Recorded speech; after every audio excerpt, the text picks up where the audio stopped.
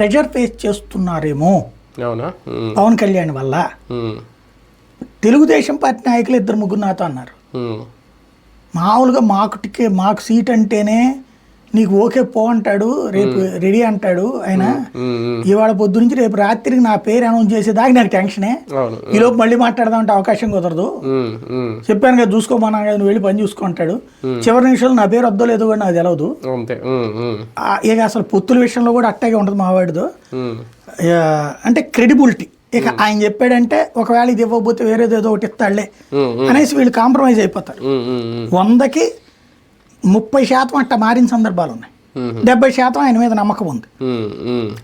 మేము ఎవరు ప్రెషర్ చేయము, ఈవెన్ పొత్తులు పెట్టుకున్న బీజేపీ కమ్యూనిస్టులు కూడా ప్రెషర్ చేయలేదు అట్లాగా.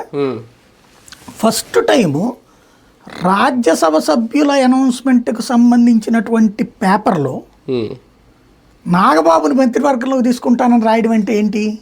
అక్కడ బలమైన హామీ ఇచ్చిన తర్వాత ఈ పేర్లు అనౌన్స్ చేశారు. అది ఒత్తిడి చేశారు, అది కూడా రాయాల్సిందే అని ఒత్తిడి చేశారు. అది ఒత్తిడి చేయకపోతే రాయరాయన. అసలు ఆ ప్రస్తావన ఒక రకంగా అనవసరమైన సందర్భం కదా, సందర్భం కాదు. నువ్వు అనౌన్స్ చేసిందేమో 3 అభ్యర్థుల లిస్టు, దాంట్లో ఇది ఎట్లా వచ్చింది అంటే ఇక్కడ 2 కోణాలు.